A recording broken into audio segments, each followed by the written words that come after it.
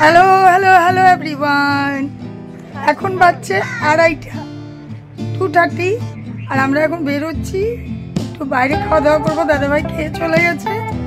সময়ের সাথে তোমাদের সকলকে অনেক অনেক ওয়েলকাম। আশা করি তোমরা সকলেই ভালো আছো, আমরাও ভালো আছি। এই যে রাখো, মা, বোন আর আমার ছেলে মেয়ে নিয়ে আমরা বেরোচ্ছি আজকে একটু বাইরে, মানে রেস্টুরেন্টে একটু খাওয়া দাওয়া করবো। ঘরে খাইনি, কেন জানি রান্না হয়েছে, তাও মনে হলো একটু বাইরে গিয়ে খাওয়া দাওয়া করি, একটু টাইমটা ভালো খাই।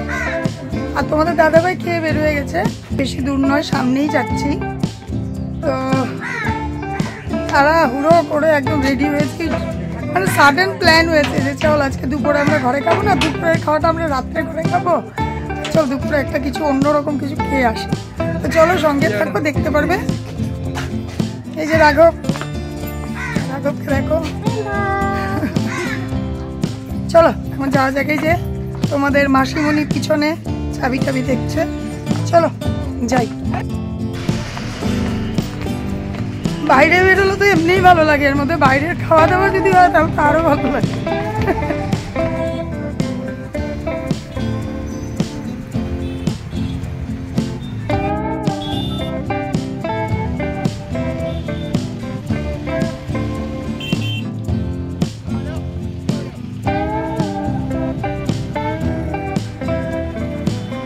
তো আমরা আবার এসে গেছি পিৎজা হতে, দেখতেই পাচ্ছ তোমরা।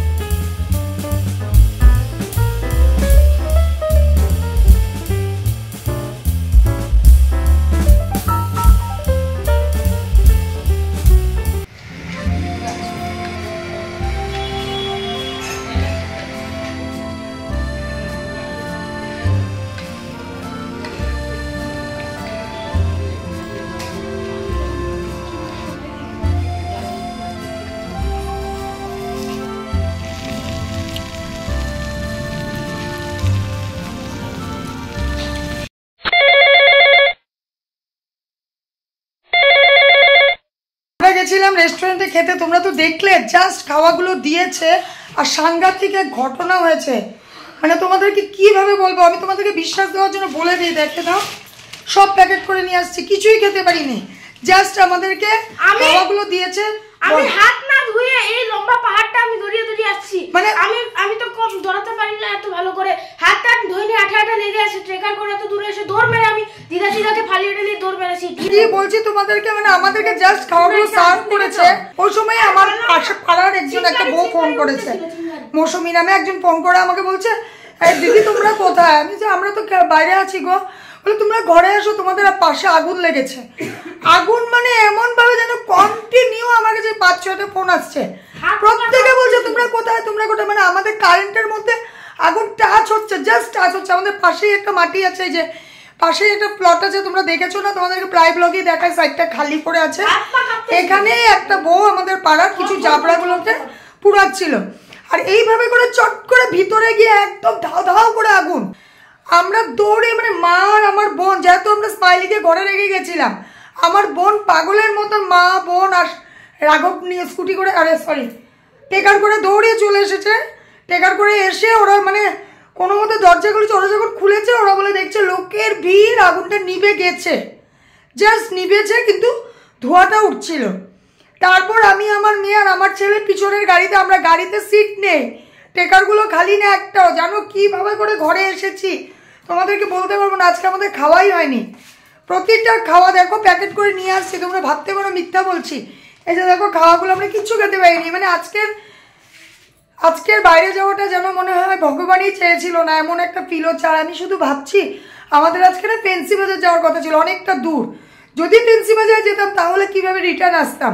আমাদের গেটে যদি তালা লাগিয়ে যেতাম তাহলে ওরা জলটাও ঢালতে পারতো না, কেন কি আমাদের বাড়ির উপর দিয়ে গিয়েই জল ঢেলেছে। এই অবস্থা মানে বিপদ বলে না, মানে বিপদ দিয়ে আমি বলবো যে আমার গোপাল সোনা সত্যি রক্ষা করেছে। একদমই আমার ঠাকুর ঘরের কর্নারটাতেই হয়েছে। দিন যদি হতো, মানে দিনের বেলা হলে তোমাদেরকে দেখাতে পারতাম।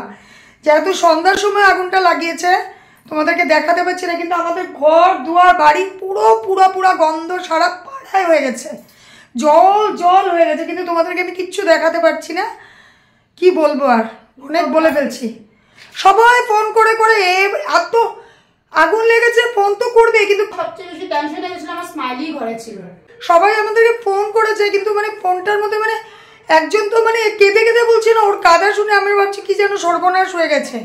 মানে দেখবে 100 বার সে তো কাঁদবে, সে তো বুঝছে না আমাদের পরিস্থিতিতে। আমরা বাইরে থেকে আর কি ভীষণ ভয় পেয়ে গেছি। মা মানে আমার ভালো লাগছিল, মা স্টক না করে দিলেই হলো। বিকট সুরে মা রেস্টুরেন্টের মধ্যে চিৎকার শুরু করে দিয়েছে। যাই হোক, আজকে আর এখন কথা বলছি না, জানি না ব্লগটাকে আমি আর আজকের ব্লগটা এতটুকুই থাকুক, আর তোমাদের সাথে কিছু শেয়ার করছি না। সুপ্রভাত বন্ধুরা, পরের দিন সকালে আমি আবার চলে এসেছি। এই যে তোমাদেরকে গাছগুলো দেখাচ্ছি, দেখো গাছের ডালগুলো পুরো পুড়েই গেছে। এই ওয়ালটার ওই পাড়েই লেগেছিল, একদম ওয়ালের গায়ের সাথে লেগে। এই দেখো, বুঝতে পারছো গাছের মধ্যে হিট এসে গেছিল। মানে আর 2 থেকে 3 মিনিট দেরি হলে আমাদের বাড়ির ভিতরেও কিন্তু আগুন এসে পড়তো। আর আমি তোমাদেরকে দেখাতে চেষ্টা করছি, এই যে দেখো ওয়ালটা, এই যে ওয়াল, এই যে গাছ, এই গাছের পাতাগুলো পুরো পুড়েই গেছে। এই যে তোমাদেরকে দেখাচ্ছি, চলো।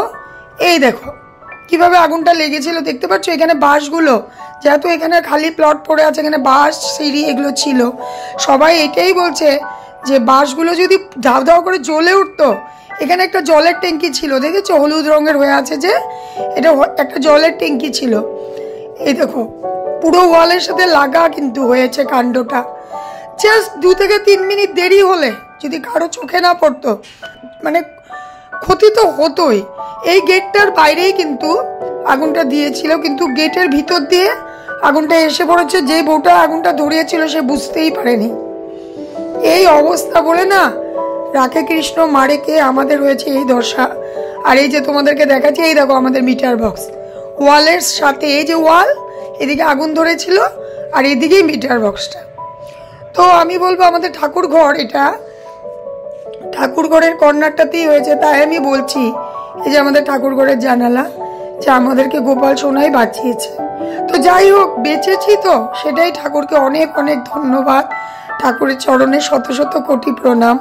তোমরা সবাই খুব ভালো থেকো। পরের ব্লগে আবার ফিরে আসছি।